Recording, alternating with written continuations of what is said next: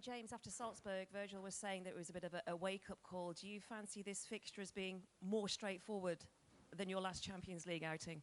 I don't think any Champions League games are straightforward. We know it'll be a tough game. They're strong at home. They're a strong side anyway. I think they had a good European campaign last year, and obviously after a good result against Napoli, they're going to be full of confidence and wanting to be put on a good performance and be a big test for us. It's pretty mad though to think that for the last couple of seasons you haven't won away in the group stages. Is it because it's like such a key period domestically as well as on a European basis, the way that these two competitions run? Yeah, I think that might come into it. There's a lot of games around this period. It's tough. A lot of international breaks as well, so it's hard to get that rhythm and plenty of games. But on the other hand, we haven't been good enough away from home, and that's the simple fact of the matter.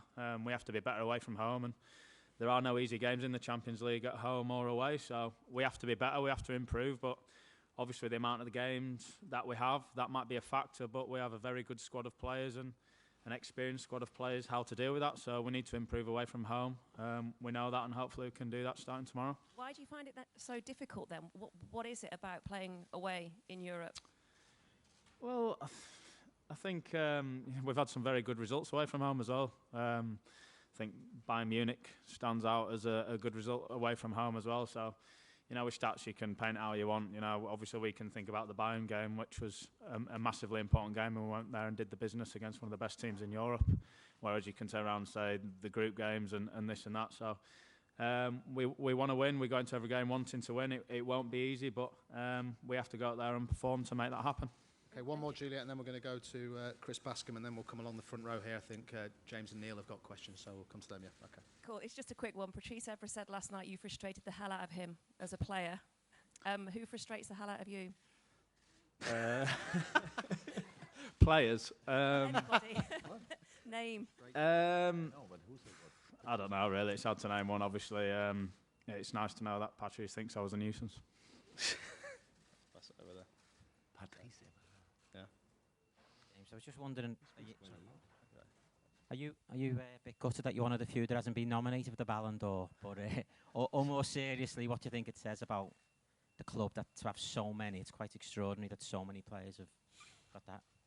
Yeah, I think it's well deserved. The lads are in there. I think it says a lot about the team and the job we're doing as a club and as a squad collectively. And there's probably a couple more who weren't in there who could have had a chance as well. So that says a lot about the team, and getting to back-to-back Champions League final I think helps as well. But I think the great thing about the squad, you can see how we play. We play as a team. The team comes first, and everyone does the job on both sides of the ball. And individual awards are great, they come along, but you have to be doing the business as a team and win trophies as a team, and I think you can see that's the mentality within the squad, and the team always comes first. And if there's individual awards to be picked up on the way, then that's great, and that's recognition for the job you're doing. But every single player I know for a fact had sacrificed individual awards for the team trophies. Okay, we'll go to Chris McKenna, and then we are going to come down the front here for the final few questions for James. Chris. James, obviously this period where there is a lot of games, does that suit you? Because it means more rotation in the midfield, and it means more chances for you to get game time as well.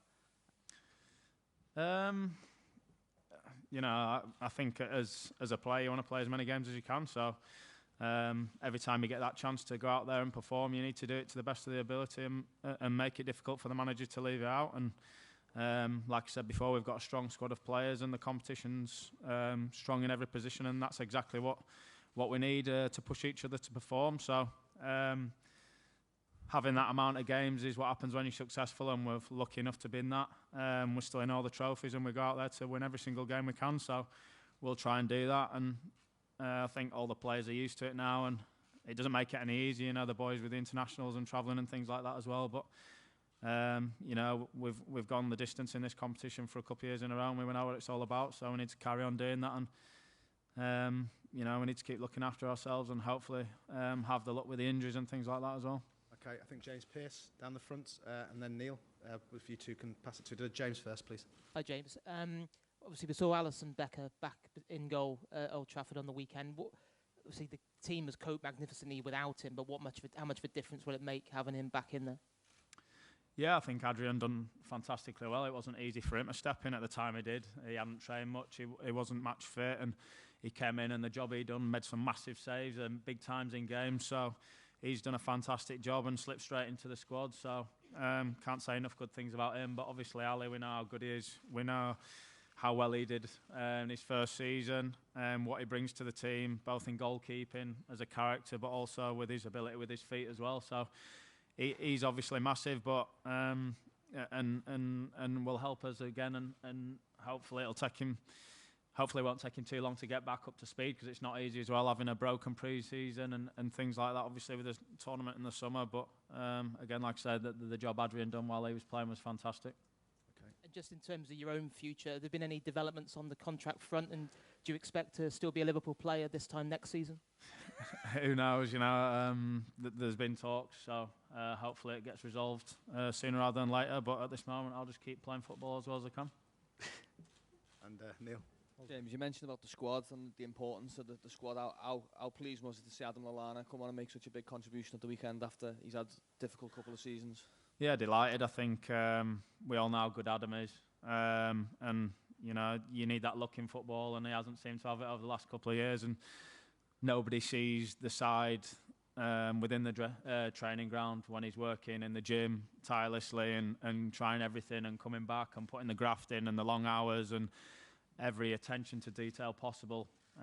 So for him to come back and score in a massive game and get a massive point for us was fantastic. And everyone's delighted for him, and it shows again. We've talked about being successful, but you need a full squad of players and competition and top quality players, and he's proved many times how good he is. So it's great to have him back, and he's not only on the field with his ability, but the character is and the voice he is in the dressing room is very important to us.